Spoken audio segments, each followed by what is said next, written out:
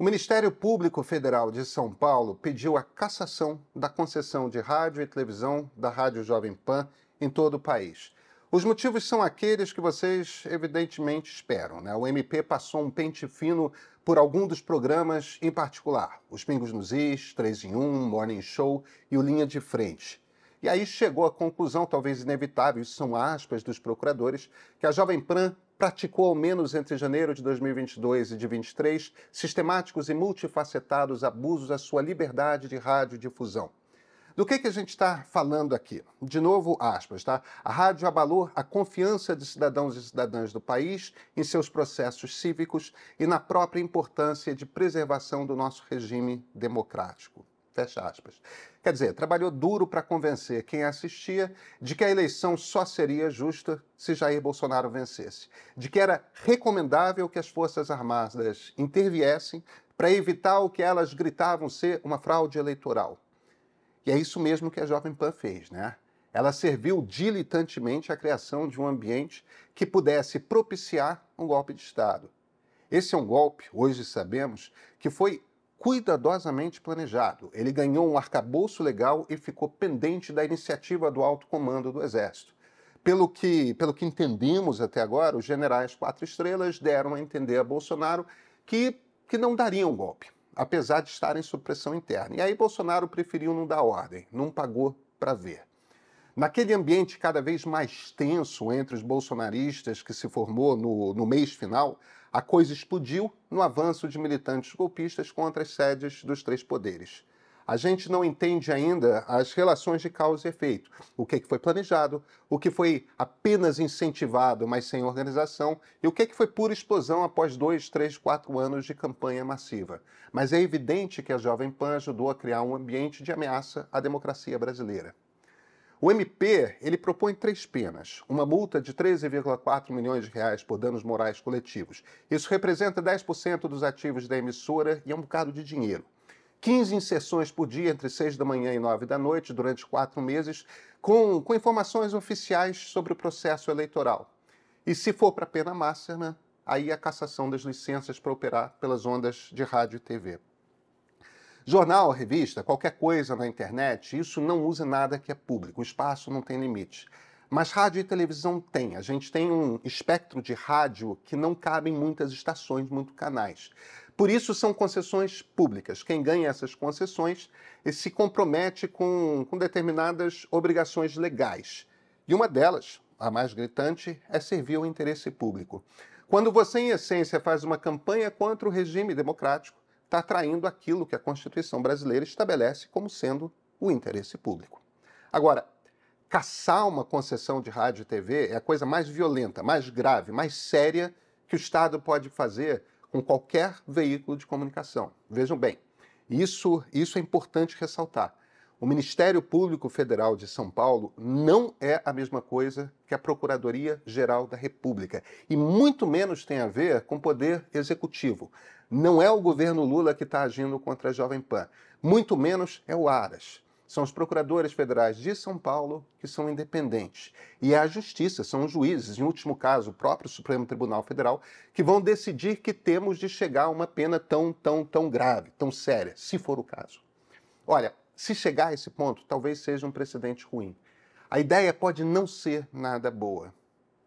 Vem comigo. Eu sou Pedro Doria, editor do Meio.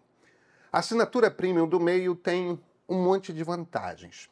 Hoje, por exemplo, os assinantes receberam uma análise dos números do IBGE no exato instante em que o IBGE estava divulgando o novo censo. Por apenas R$ 9,90 você ganha mais conteúdo, recebe a newsletter mais cedo e ainda ganha descontos na loja do Meio. Quer mais vantagens? Faz uma assinatura anual e ganha um belo desconto. Quer pagar por Pix? Só falar com a gente. Nunca foi tão fácil apoiar o Meio. E esse aqui é o ponto de partida.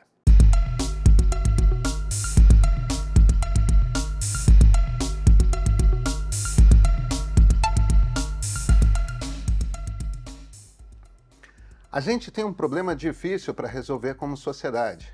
É um emaranhado daqueles que você solta um pedaço de barbante aqui e aperta mais um nó ali. Então, para fazer direito, para encaminhar a democracia para um momento de sustentabilidade, um no qual não aconteçam mais ameaças, a gente precisa fazer tudo com cabeça fria, sem emoção. A lei existe para ser seguida, mas não para ser usada como instrumento de vingança. E metade de nós votou pela reeleição de Jair Bolsonaro. Isso quer dizer o seguinte: metade de nós ou não enxergou a ameaça à democracia, ou não achou ruim, o que é pior, que ela tivesse ameaçada.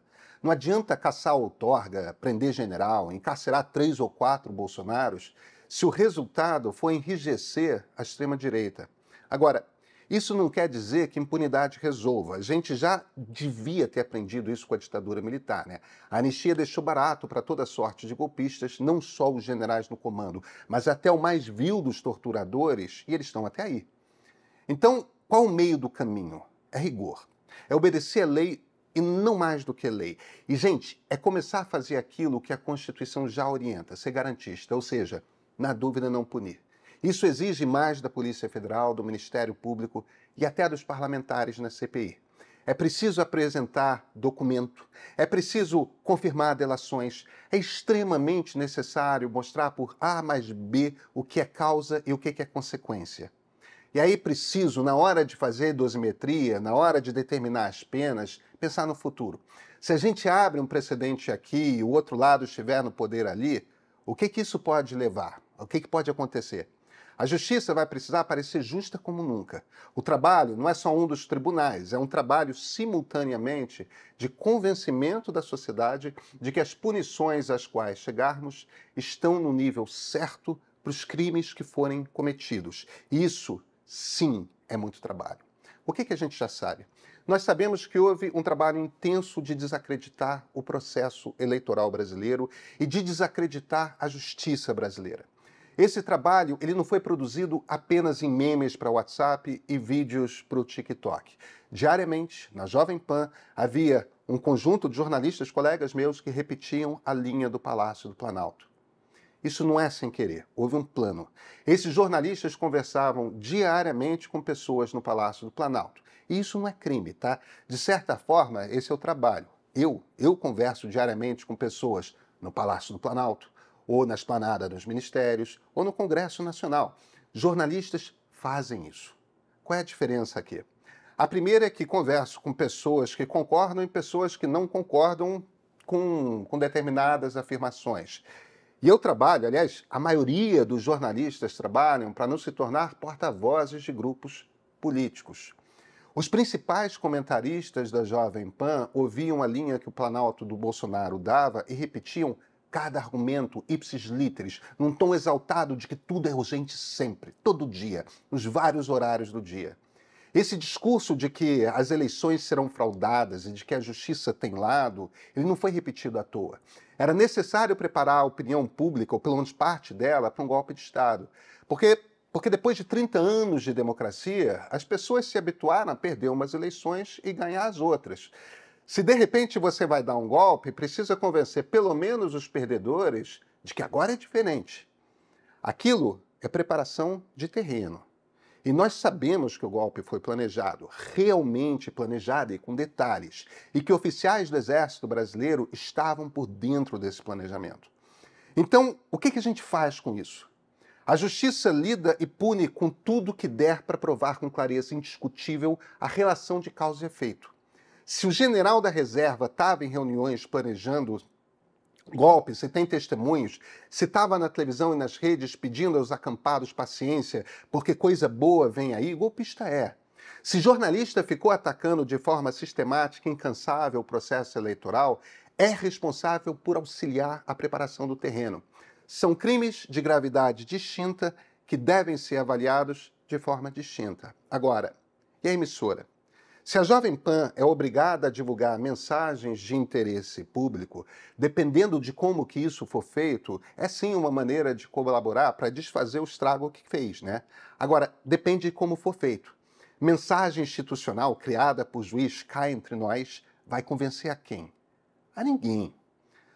Um dos trabalhos fundamentais que nós temos pela frente como sociedade é trazer para o lado da democracia quem escapuliu. E esse trabalho vai ter de ser feito pelos caminhos que essas pessoas usam para se informar. Acabar com a Jovem Pan, caçar a sua outorga, alimenta os radicais ao invés de acalmá-los. E ali na frente vira desculpa para que outros veículos jornalísticos comecem a ser tirados do ar se por um acaso um autoritário de extrema-direita voltar ao comando do país. Aí, nesse caso, pode não ser só rádio e TV, e não precisa ser dentro da lei, basta que pareça elas por elas.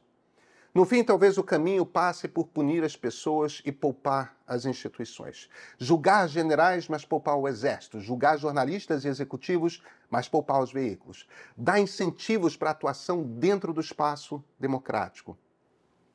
Sufocar a direita não vai fazer com que a direita deixe de existir. É preciso criar um ambiente onde a direita radical extremista fique sem discurso para que a direita moderada possa voltar a respirar.